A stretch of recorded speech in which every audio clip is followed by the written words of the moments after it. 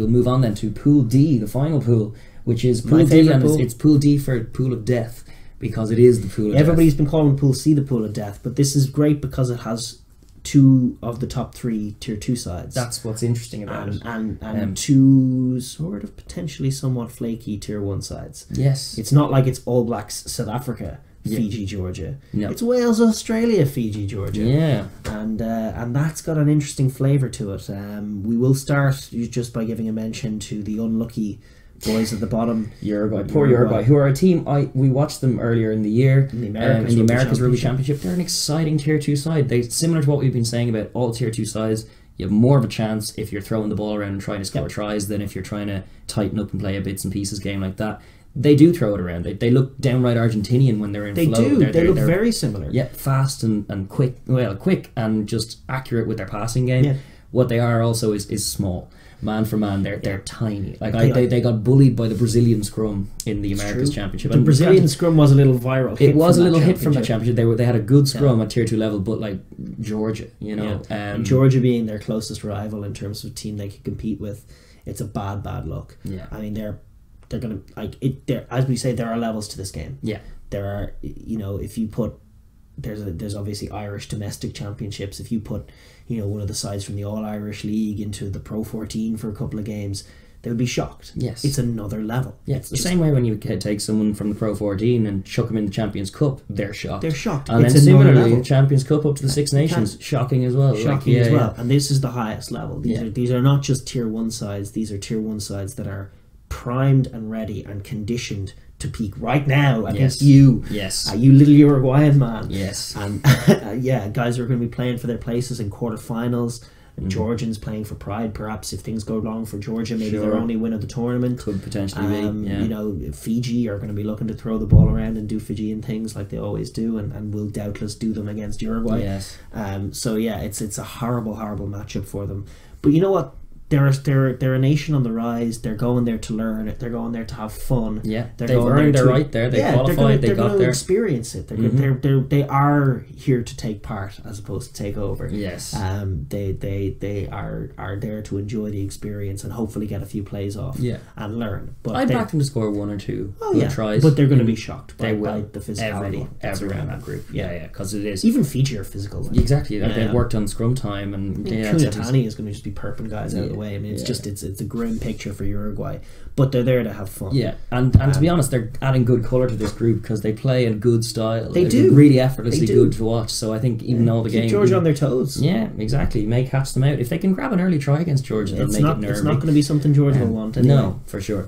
But I suppose we'll move on to the Lelos then, Georgia, who we've been. They're my second team. We're champions of them on this podcast. We love Georgia, love the way they play. They're such an interesting picture because like everyone else believes in quick ruck ball, whereas Georgia believe in slow, methodical ruck ball. I love the curious picture that Georgia paint.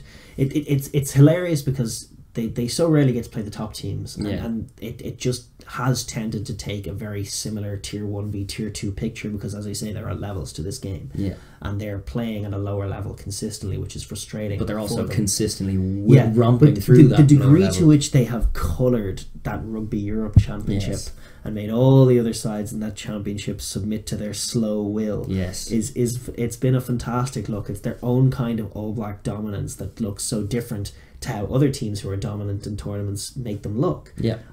They just physically own teams. They make the game happen in the opposition 22, and then it's slow, and they have one of the great scrums in World Rugby. Yeah. Period. They have a Tier 1 scrum. It's not a Tier 1 scrum. It's one of the great scrums in World Rugby. Yeah. Like that's it. It's above just being a Tier 1 scrum. Yeah.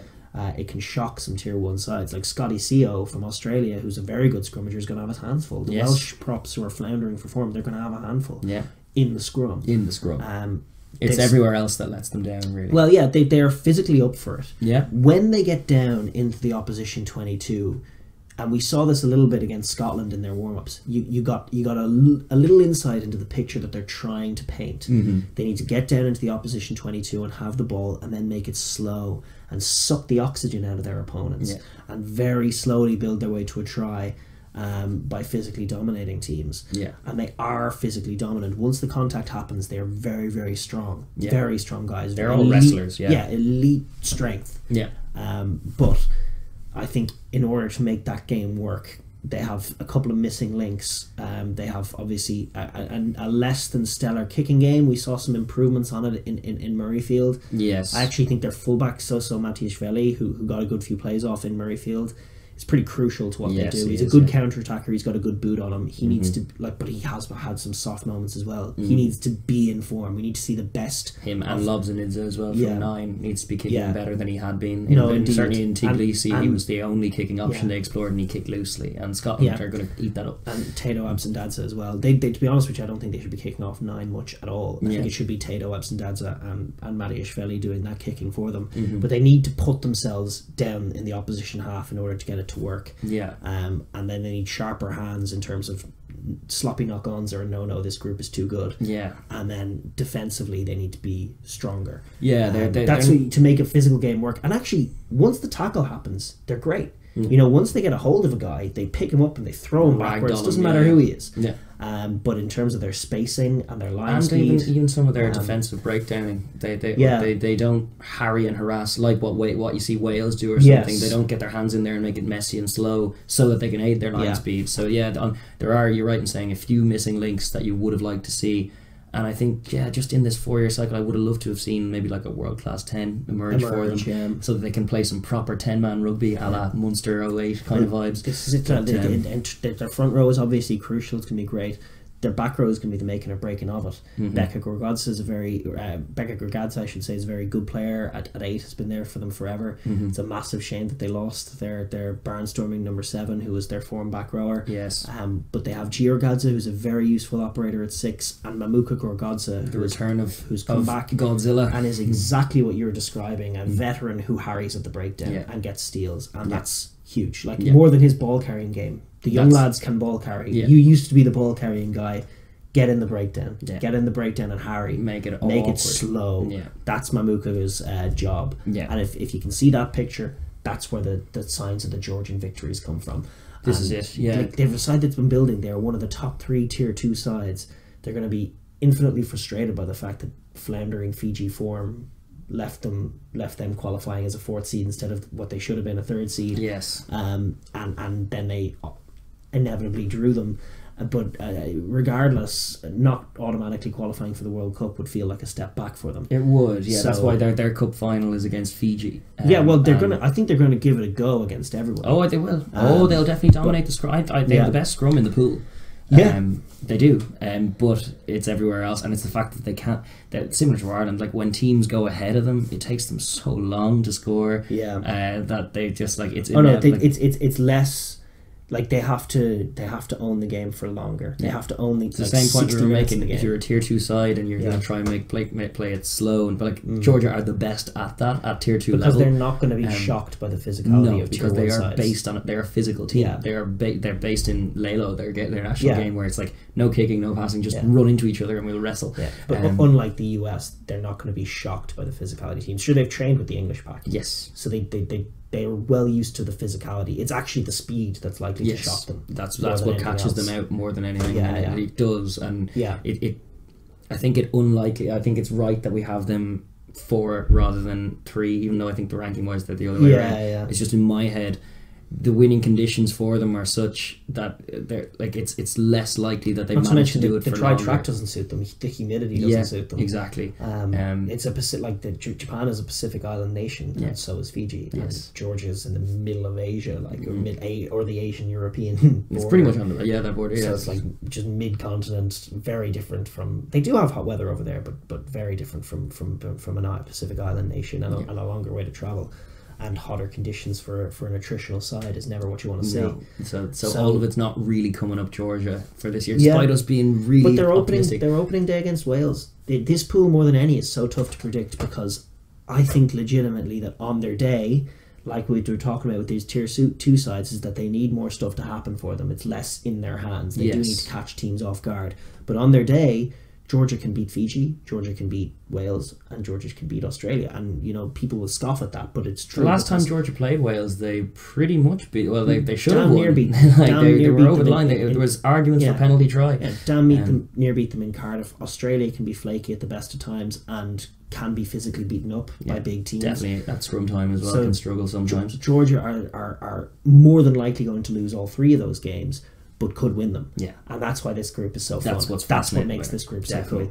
Not to mention the fact that this Tier 2 clash between Fiji and Georgia, as we pivot into Fiji, is one of the great clashes of styles that you can get in a game of rugby. 2 teams that are of a similar calibre but couldn't be playing the game any more differently than each other. Like Fiji's just allergic to rucks, don't want to see a ruck at all if they can help it, just want to keep the ball alive and move it around. If you're watching this video and you made it this far and you're of the Northern Hemisphere and you've read one of these articles which is like, rugby's gotten boring because all the teams look the same, show them Fiji against Georgia. Show them Fiji and Georgia, the 2 sides that just could not see the game more differently.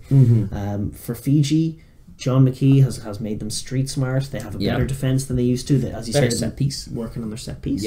But they're what they're looking to get going is the sexy backs, and not to mention actually the sexy loose forwards. Nakarawa is practically a loose forward. Kunatani at 7, what a find, phenomenon. And they have choices. You have Yato, you have Viliami Mata is going to be at 8. He was one of the stars of European rugby this year. He's a great loose player.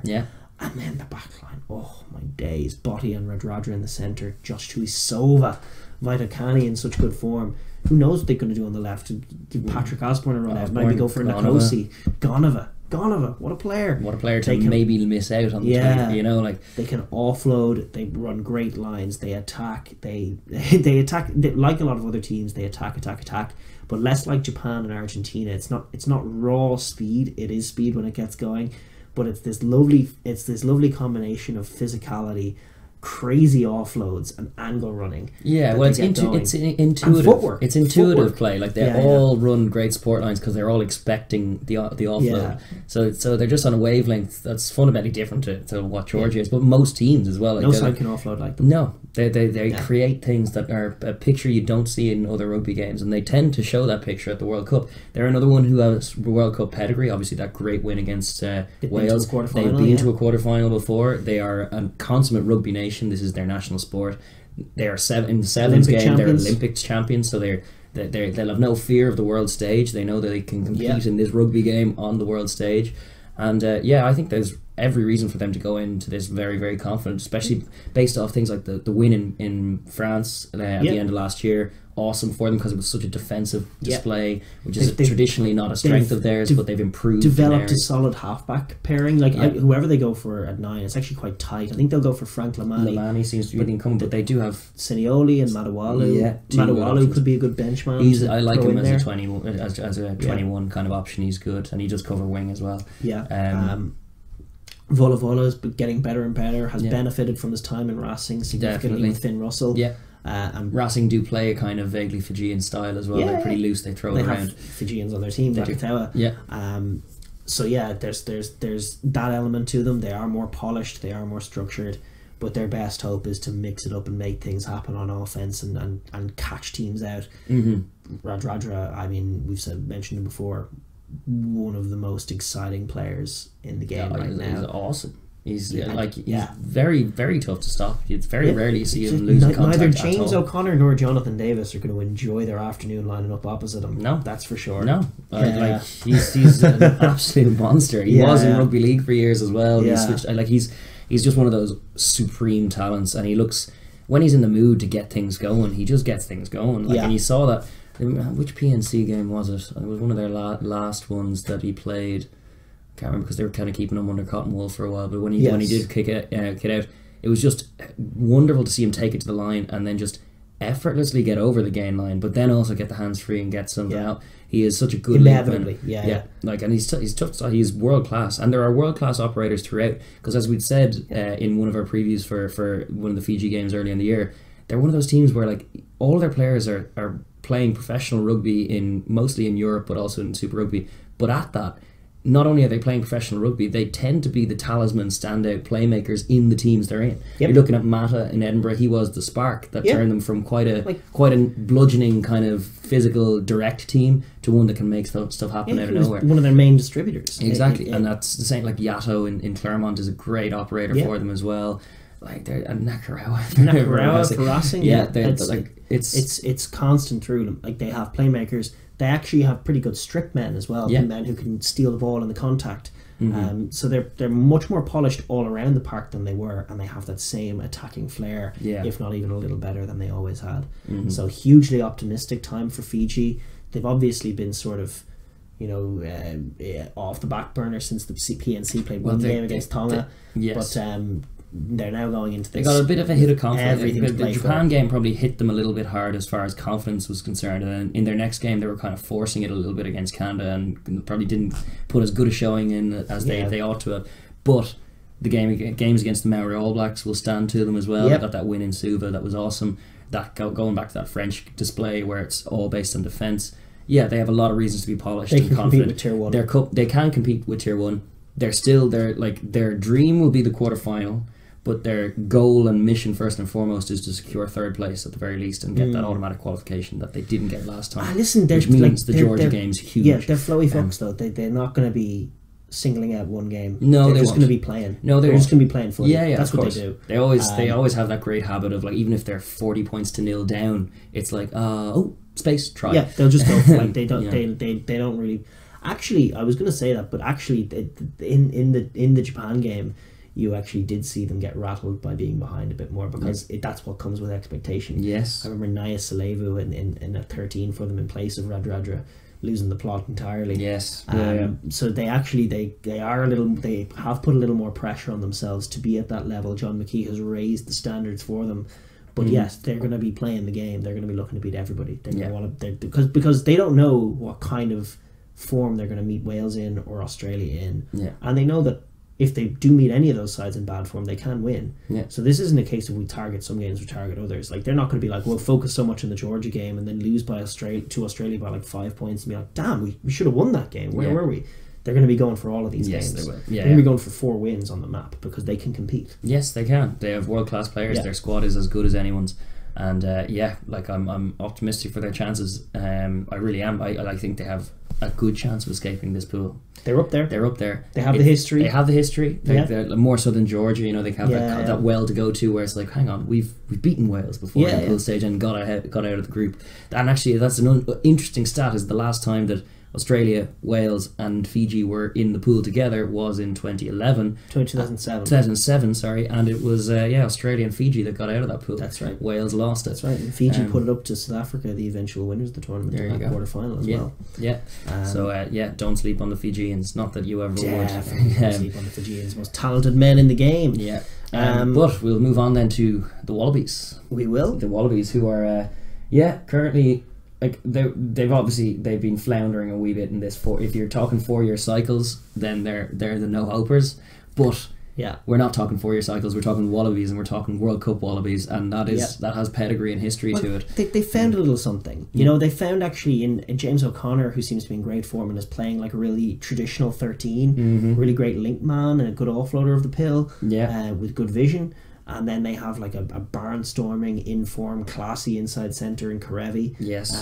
They also have a like-for-like support because for the 13 in Adam Ashley Cooper, who played against Samoa, will play against probably one or two of the Tier 2 sides below them. So they're balanced to their centres. Is actually, if anything, much improved since the forced retirement of Folau, because too much of their game was accommodating Kirtley by putting him at 12, but also accommodating Folau at 15. Whereas now that Kirtley is actually back at 15, it's a bit more balanced in that centre. I think the centres have got something going. Yeah, they got Corabetti on the wing, who's huge for them. Another, like we talked about, Johnny May for England, Jacob Stockdale for Ireland. He scored a worldie of a try against Samoa. Stepped in, stepped out, stepped in.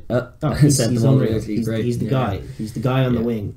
You put a pin on him. Yeah. They do have much more useful forwards. They have Scotty Seo, who can really scrummage. Yeah. Their lock forwards are great. Yeah. Rodda, Coleman and Rory Arnold, who's huge for them.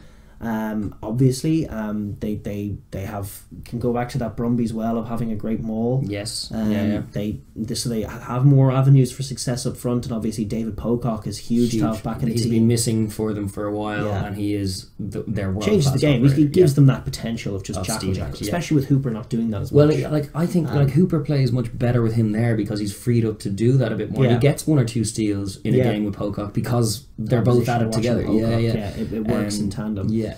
What I will say though is that I've just seen the picture of them getting bullied physically a little too often, once or twice too many, to convince me that even though I very much like Rory Arnold and the like, and I think that at a Super Rugby level and even at some Test level games they can be very good, and Scotty Seals is a scrummager, it's not the place they need to be, because I've just witnessed them get bullied there too often for them to really be elite there. Yes. And even with Pocock, who is a big game changer coming in, I think this game needs to be about pace. I think it needs to be about Will Genny at 9 and not Nick White at 9. It needs to be, we're moving this ball, we're getting it into Kurabetti's hands, we're getting it into Karevi's hands. Well, first things first, Pocock steals it, and then we can flash it wide and score tries. Yeah, crispness of passing and accuracy of passing, speed and tries.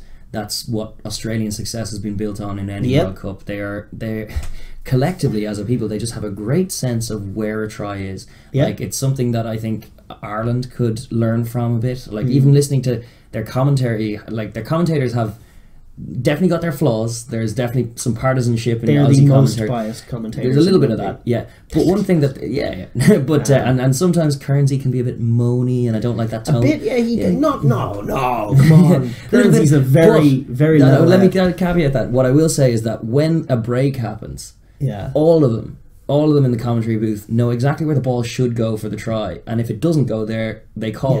They'll be like, "Oh, that ball should have gone," and that seems to be a innate thing that Aussies have, where it's like, "Oh, tries over there, try time," and they can do that to the All Blacks when it kicks. Like, and that is something that's noticeable in the Ireland and even England sometimes. A line break happens and it's not reflected on. It's just, that's a great break by whoever, as opposed to in Australia they'll be like, where would you give that ball? Butchered the try. There's just a bit more of that going on in Australia, and they do hunt tries. They are quality players. Michael Hooper himself is one of the great quality players of World Rugby. David Pocock, as we know, very, very talented all over the background. What a playmaker. Beale is doing the Willie LaRue role, and he's better than Willie LaRue. One area that they have over South Africa. He's a distributing fullback. He might be the best distributing fullback in the game. He needs to work on his high ball. Barrett plays fullback. He needs to work on his high ball. That was noticeable in the second test, but that was just a poor performance from him in all areas as well, and it was the picture. If Beale plays badly, things go wrong for this Wallaby side very, very quickly. He doesn't play badly too often. No, it's a rare thing. So it's probably good that he got one in just before the World Cup, because now he may string 7 flawless performances together in the World Cup. But you're right in saying, like, if the World Cup cycle means anything, then they're probably going to lose. Likely in a quarter-final. Probably. But they've got a game against Wales, and we'll touch on Wales as we go. They can be Wales. They can be Wales. They have more history of beating Wales. Wales have struggled with Wales. They do. Listen, getting on that outside wide, like, Wales pride themselves in their defence, but it's their narrow defence. Go wide, flood those wide channels, get on that outside shoulder, Jonathan Davis. Things can happen. Look what Rob Kearney can do. Step through. That has always been an issue. Like, James Davis has always been Jonathan Davis.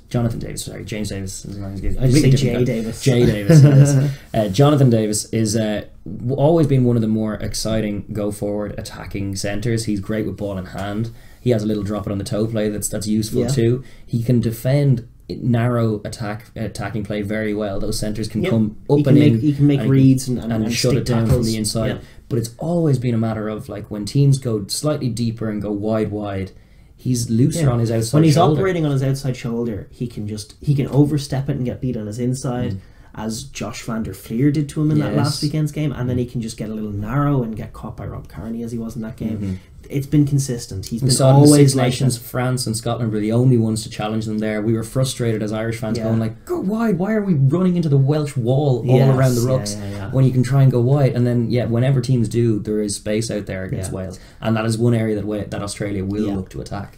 From Wales' point of view, though, they have a lot to offer as well. Grand Slam champs. You can't sleep on Grand Slam champions going into a World Cup. Very settled. You talk about cycles mattering. It's been 10 years of Gatland for them. Yeah. They're all operating on the same page. They're a very pragmatic team. Yes. They try to do the right things at the right times. They can mix that game up with a bit more attacking play. They can go to a kicking game. They can go to attacking game. They can go to a multi-phase game, which they did against England very well. Keep the ball a little while. They can. They're probably, said this before, I'm going to say it again, they're probably the most versatile team in this World Cup, in terms of they can play many different styles and do. In one week to another, the picture they present is fundamentally different. Yeah, and one out half to another with Patrick and Bigger. Yeah. Bigger's a great playmaker. He's obviously, his form matters. He's their number one guy. You talk about Beale in the high ball. Bigger, get after him. Yeah. You know, and Liam Williams as well from fullback, get after him. Yes. They'll put those bombs up against Australia, I'd say. That's how they'll go. That's definitely how they'll go. And try and win that ball like that. They're also very wily and very intelligent in that breakdown area. Yeah. And at the line Alan Wynne leading it in both areas. Wynne, it's like he's just... But it's his example. Like the rest of the team follows suit. You see their props getting in there and getting their hands in there and making... They love to create... Like turn what should be a 2-second ruck into a 7-8 second ruck just by being awkward and being there. And when they're loose, they get pinged for it because they're a bit too obvious and less subtle with it. But when they're on form with it and when they're there for the physical battle, they're very subtle and very niggly, very difficult to play against, very annoying to play against. And Alan Wynne-Jones always seems to be doing very annoying things from what the opposition's seeing, but then somehow charming the ref in the ensuing conversations coming out, like he's just playing a bit of rugby. Yeah, you know, So he's like he is their talisman. He's the man who I can't see if he goes down in the early games. That's Wales. It's Ryan Anatoji again. It's another lock forward who's one of the great players in rugby at the moment. Yeah. Maybe the greatest. Yeah, and he's definitely got an argument. He's a stellar captain. He's probably my favourite captain in the game, just because I think his ref chat game is on another level. Everything he does is on another level. He's a great player, and like they're full of those little moments, those little subtle plays where they try and get an edge here and there. But then when push comes to shove, they can take a try. Yeah, Josh Adams' try against England last year, awesome. Yeah. George North on the other wing. He'll finish. Yeah, even Tipuric in the wide channels, useful operator too. They're flankers. They're incumbent flankers. Navidi and Tipuric leaves them with a lot of speed. Yeah, a lot of speed in that back row, and they do like to be feverish in their tackle area. They're a rare team in the sense that they are physically dominant in the narrow channels defensively, and a jackal threat. Yes, they're not like England where when England are at their defensive best, even though they do have jacklers, they actually just fan out and put no men in the rucks and try and just come up in a line. Wales will do that and then also compete at the breakdown and make it slow and then do it again. The great tacklers generally. Yes. And in the narrow channels can be just impossible to break down. They have had some issues recently. We're going into these warm-ups on a great momentum run of victories, which is now gone, having lost 3 of the 4 games. Completely kaput, Their scrum is a massive concern for me. Like leaving Samson Lee and Rob Evans, the two... Feels a bit reactionary. It does feel a little reactionary considering where they were in the Six Nations. We talked about it last week and I reflected on it and I still think it's a bit reactionary. Because I'm just not that impressed with what they're bringing in their stead. And I'm also...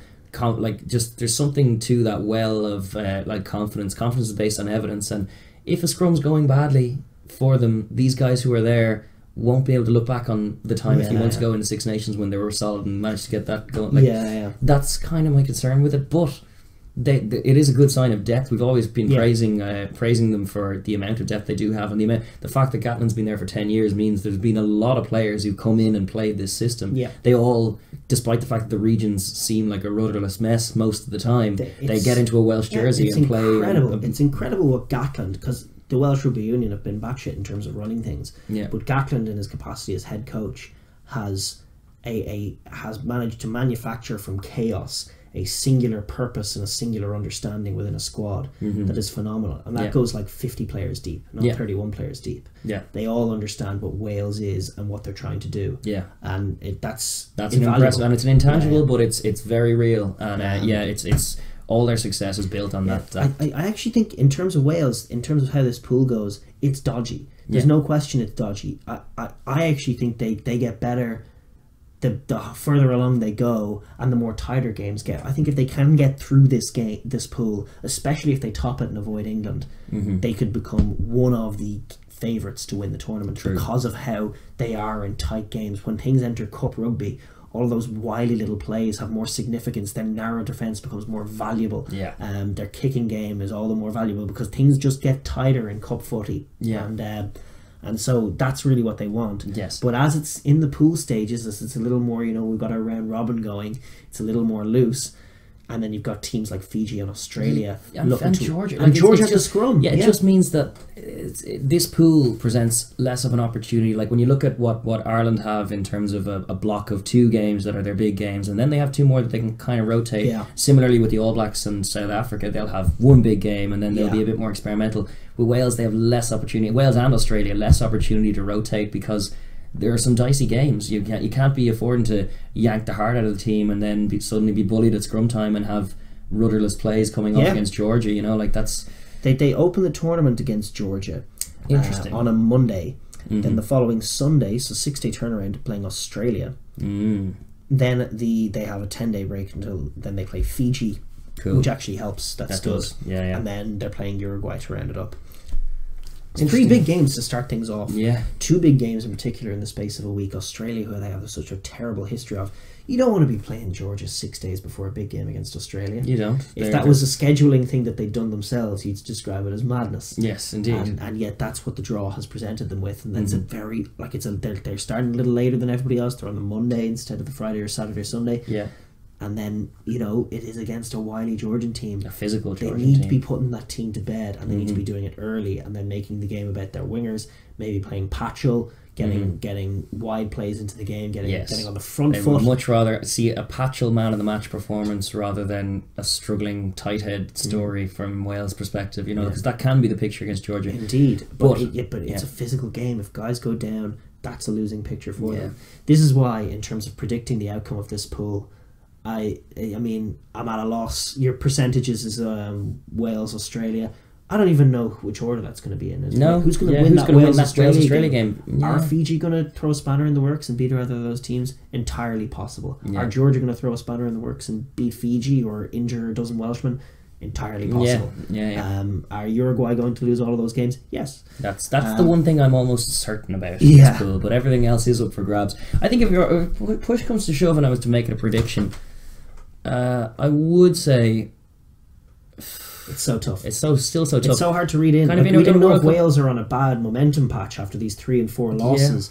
Losing Gareth Anscombe, it could snowball, but they also are just too smart for that to happen, aren't they? I'm gonna say Australia then Wales. I'm gonna say Australia are gonna beat Wales as they often do in Japan in the heat. And they're gonna manage to get some plays off and beat them, and it would be annoying for Wales, the Grand Slam champions. What about Fiji? Two losses. Yeah, and that's what I'm thinking is the most likely. But I can't predict. I can't predict. I don't want to. It's going to be fun. It's my favourite pool. My favourite pool. I'm hoping for close games. I'm hoping the Georgians don't get blown away by the speed and get some of that physicality off. Yes, it would be nice to see. Because obviously I like Georgians and I want to see them go well. This is it. But I am also just that factor of the heat and humidity. Doesn't help them, but it also doesn't help Wales. Like more so, it suits Fiji and Australia better than Wales. Fiji have been building and building and building for the last 4 years. They have put it up to tier 1 sides. There isn't that gap between them and tier 1 sides. They are playing at a professional level consistently. Yes. They do know European rugby. It's a Rugby World Cup in a Pacific island. Yes. They could. This is good. It's so tough. It is definitely the most tough exciting pool to say what's going to happen, and that's why I'm branding it the pool of death. I know Pool C has its own issues. Pool C has one very specific dynamic because England are going to top that pool more than likely, and they have one game on the opening day, France and Argentina, that is going to decide things. Yes. And that's interesting. Yeah. But it's not quite the same as this helter skelter, all kinds of matchups everywhere. Yeah. Madness. Different that's styles going on. of play everywhere. Like Georgia playing the slowest of all of them, but probably have the best scrum of anyone in the pool. And you're like, all of that's very interesting. And I'm just excited to see it. To be honest, whatever my predictions. Oh yeah. But speaking of, we'll move on. Those are our pool previews. That's every team in this World Cup. We have talked about, and it has taken us a little while because there's a lot of teams. This is our World Cup special. World Cup special. It just goes on. Yep. Thank you very much for watching. If you're new here, please hit like and subscribe down below if you want to see more videos and all that kind of lovely stuff. But also please leave some comments down below, because we enjoy the chat.